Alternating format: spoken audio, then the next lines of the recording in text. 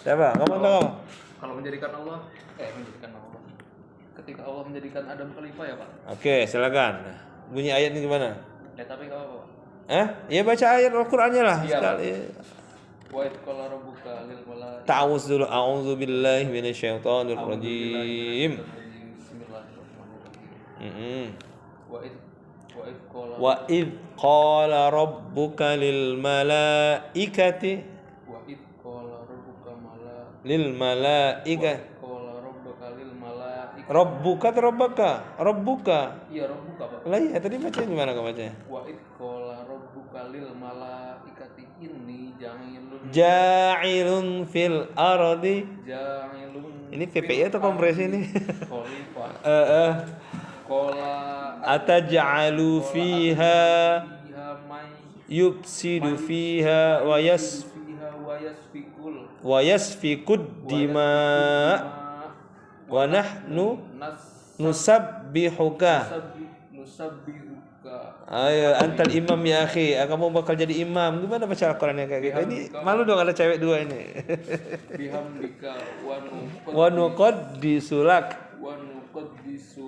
Inni a'lamu Qala inni a'lamu ma la ta'lamun. Oke. Apa artinya di situ ayat itu? Dan ketika Allah berkata kepada para malaikatnya, dan ingatlah ketika Tuhanmu berfirman kepada malaikat, sesungguhnya aku hendak menjadikan seorang khalifah di bumi. Mereka bertanya, adakah engkau hendak menjadikan di bumi itu orang yang akan membuat bencana dan menumpahkan darah, berbunuh-bunuhan, padahal kami senantiasa bertasbih mau apa deh? dengan Kelasnya juga? dan mensucikanmu. Allah berfirman, sesungguhnya aku mengetahui akan apa yang kamu tidak ketahuinya. Oke, apa yang Anda pahami dari ayat ini tentang secara teori sosial? Secara ilmu sosiologi yang Anda pelajari selama ini. Isu apa yang kayak tentang apa dari ayat itu kira-kira? Teori apa yang cocok? Dari struktural fungsional. Struktural fungsional. Benar nggak seperti itu? Susunan masyarakatnya ini. Ini sebuah teori yang berisi sudut pandang yang menafsirkan masyarakat sebagai sebuah struktur dengan bagian-bagigian yang saling berkaitan. Hal ini erat kaitannya dengan dalil manusia yang diciptakan sebagai khalifah. Mandat menjadi khalifah di muka bumi.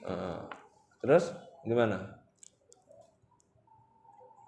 Apa Anda bacanya secara sosiologisnya? Teorinya siapa? Teori struktural itu? Tanya siapa? Iya dong, Anda kan orang sosiologi, harus membacanya dari aspek sosiologi. Menurut teorinya siapa? Misalnya struktural fungsional. Siapa?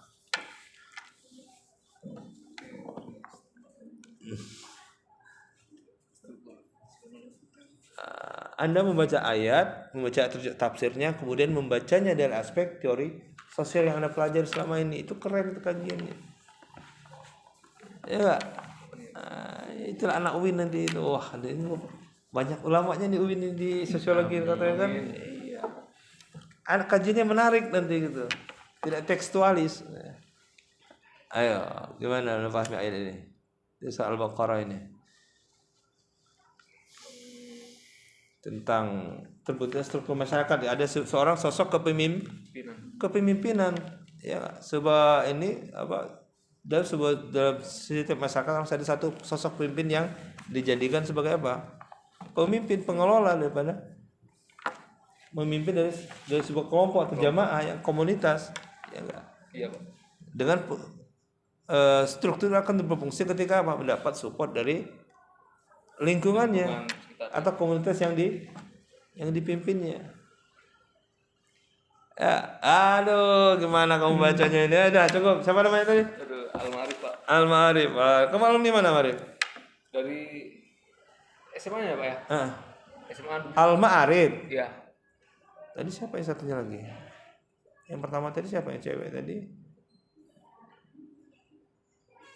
Salah kasih ini lah betul. Oke, ayat apa tadi? Surat apa? Surat Al-Qur'an surat? Surat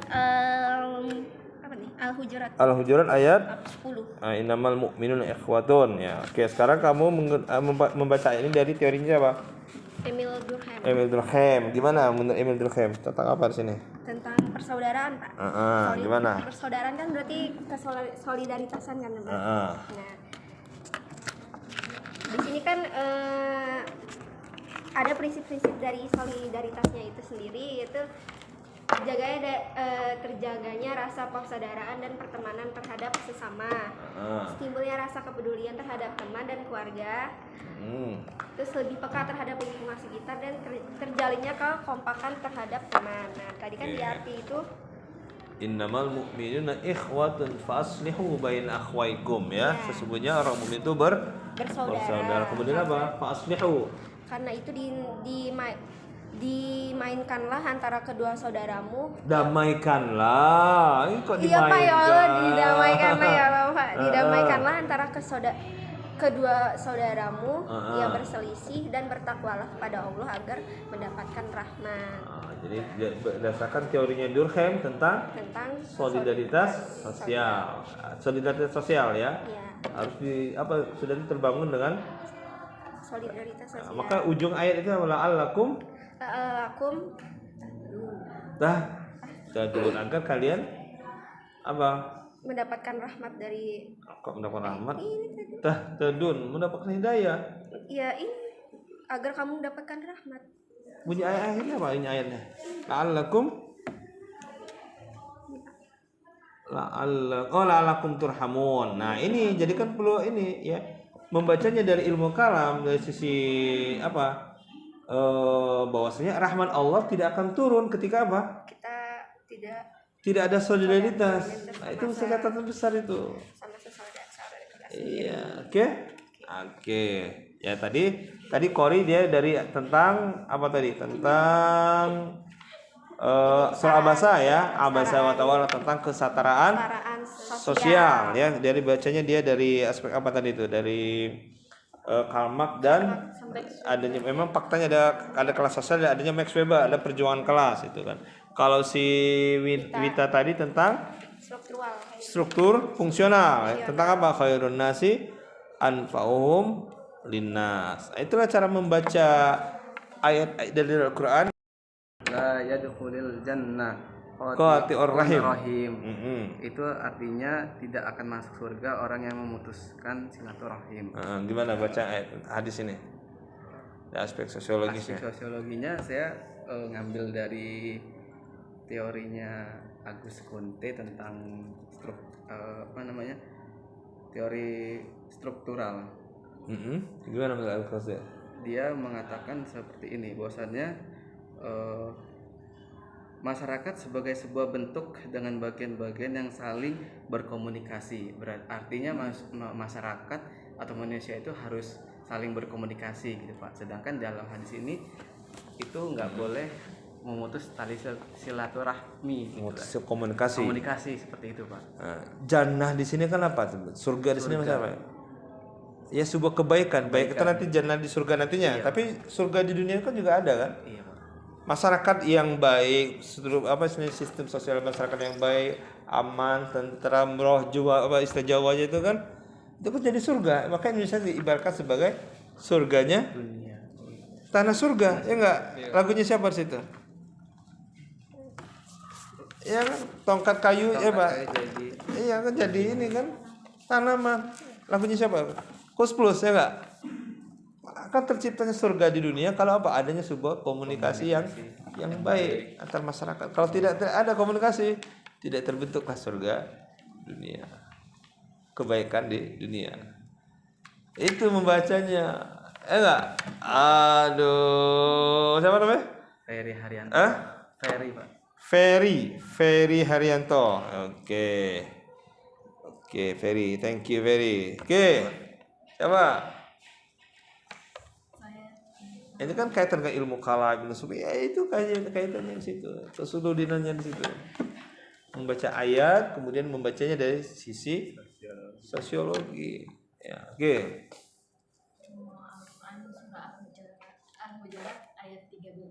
Oke, bunyinya apa? Yang keras dong suaranya. Ya ayyuhan nasu inna khalaqnakum min zakarin wa unsa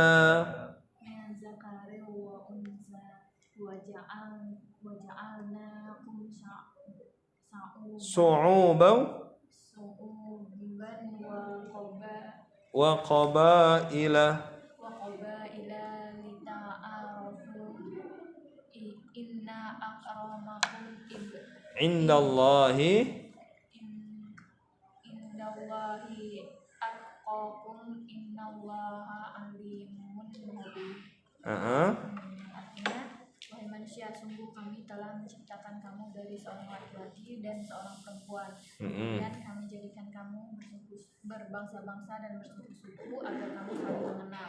Sungguh yang paling mulia di antara kamu di sisi Allah ialah yang paling bertakwa. Sungguh Allah Maha mengetahui. Oke. Gimana membaca inya?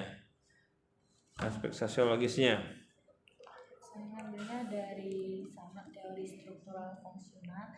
Kan di situ dia diciptakan bersuku-suku dan berbangsa-bangsa agar saling mengenal, terus itu bertakwa gitu. Nah, di struktur fungsional juga nih menceritakan apa manusia itu saling berhubungan gitu, berhubungan dengan secara baik dan tidak berkonflik.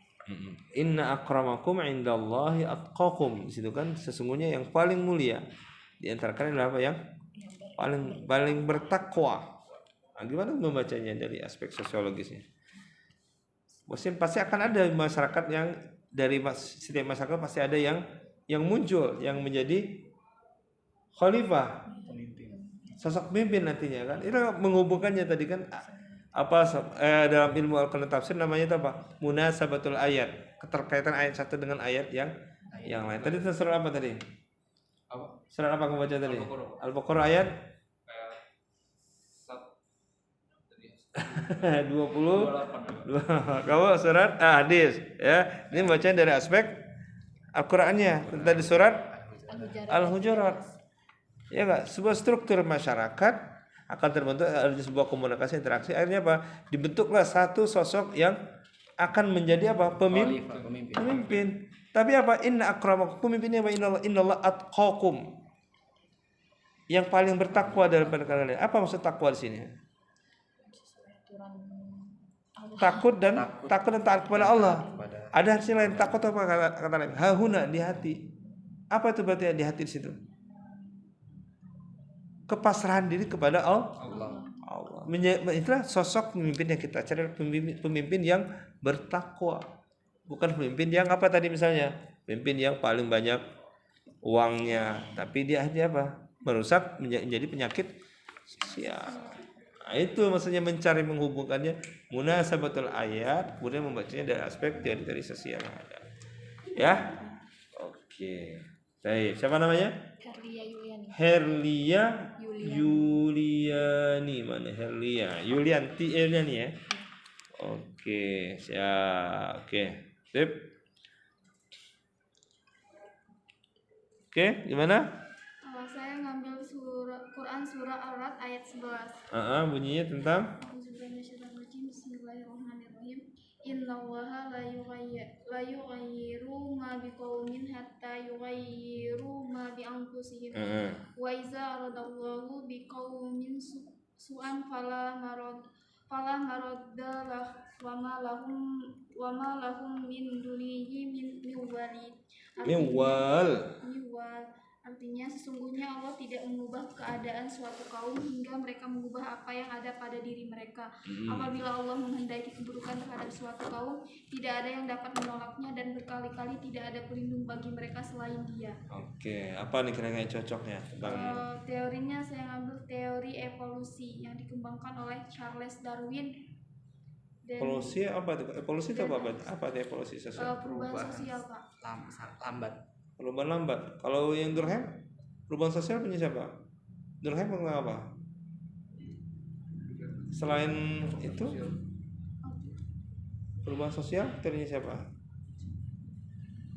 Durkheim solidaritas ya. Oke, coba teori evolusi gimana coba sih? Teori evolusinya perubahan sosial adalah manusia itu sendiri munculnya gagasan. Tapi itu lebih kepada aspek biologis, fisik, ya enggak? Iya. Perubahan ini apa? Ini struktur sosial masyarakat yang berubah. Perubahan sosial tidak dapat dilakukan oleh seseorang manusia saja. Memang boleh saja perubahan bermula dari seseorang yang saat ia melontarkan dan menyebarkan idenya diterima dan mengelindungi dalam masyarakat. Maksudnya itu perubahan kekadangan tidak dari datang. Oke, itu kan Darwin ya udah lama tuh kan. Sekarang teori terbaru kan siapa ada terkait dengan perubahan sosial? Auguste Comte. Auguste Comte apa itu? Tadi yang saya sebutin juga Auguste Comte juga. Dia bicara tentang teori struktural. Tadi yang sebelumnya bahasa ayat itu juga tadi dia pembahasannya. Ayat itu juga tentang perubahan sosial. Tadi lupa saya ini ya. Ada nanti kita cek di rekamannya nanti. Salahnya ada. Saya kira teorinya Darwin nggak cocok tadi kan tentang itu membaca ayat ini. Bahwasanya perubahan masyarakat terbentuk apa? Bisa jadi ada faktor lingkungan, faktor sosial politik, ya nggak? Iya. Faktor geografis perubahan ini adanya bencana, akhirnya berubah itu berubah. Faktor bencana. Kalau hanya sebatas evolusi tadi nggak bisa, ya kan? Evolusi terkait evolusi kan? Ya, teori perubahan sosial. Iya, teori perubahan sosial selain ya teori kekinian kan banyak tokoh-tokoh yang lain. Coba tokoh-tokohnya.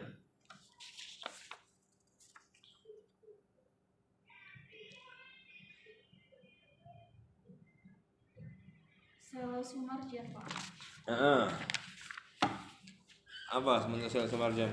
Perubahan sosial merupakan gejala yang wajar yang timbul di pergaulan hidup manusia di dalam masyarakat.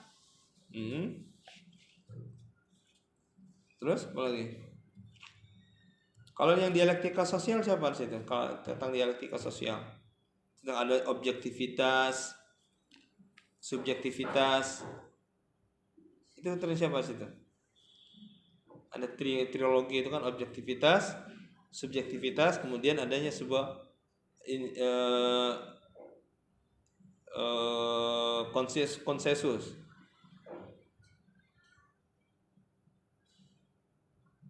Siapa? Ayo dong, anak sosiologi. Objektivitas, subjektivitas. Nah,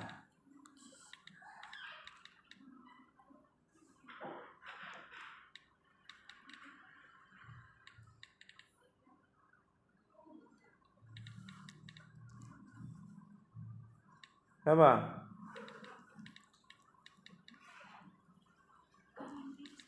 Ayo, kalau mau nama nilainya, ayo silakan.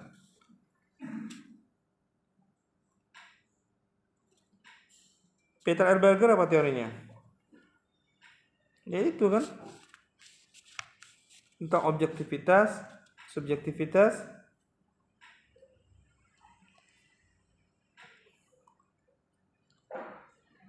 dan ada internalisasi, ya kan?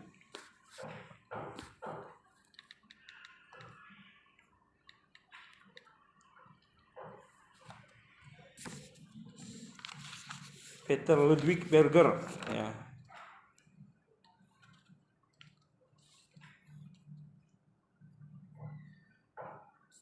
Konstruksi sosial, iya kan? Akan terbentuk adanya sebuah disinilah konstruksi sosial masyarakat menyebabkan sebuah perubahan.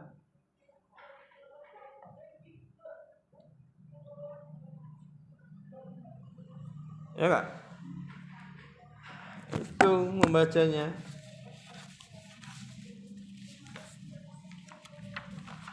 Oke. Ya, cukuplah. Nggak menarik nih diskusinya nih. Diajak diskusi kok pada diam-diam aja. Yang tadi seru diskusinya. Oke, siapa namanya tadi?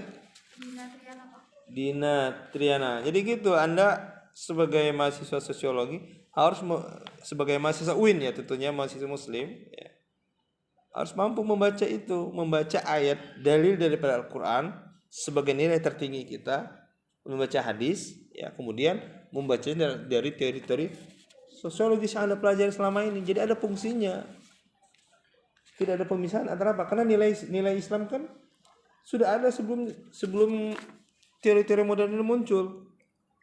Ya kan, teori-teori modern muncul kan di abad ke-17 kan. Sejak adanya revolusi industri di Prancis. Ketika Eropa mengalami masalah dengan struktur sosial mereka karena dominasi gereja yang dominan. Sedangkan Islam sudah memiliki peradaban sendiri ya. Sedangkan Eropa masih dalam peradaban kegelapan. Kan nilai-nilai Islam itu kan kita baca, sistem ini ada seperti ini tentang struktur sosial seperti innallaha la yughayyiru ma biqaumin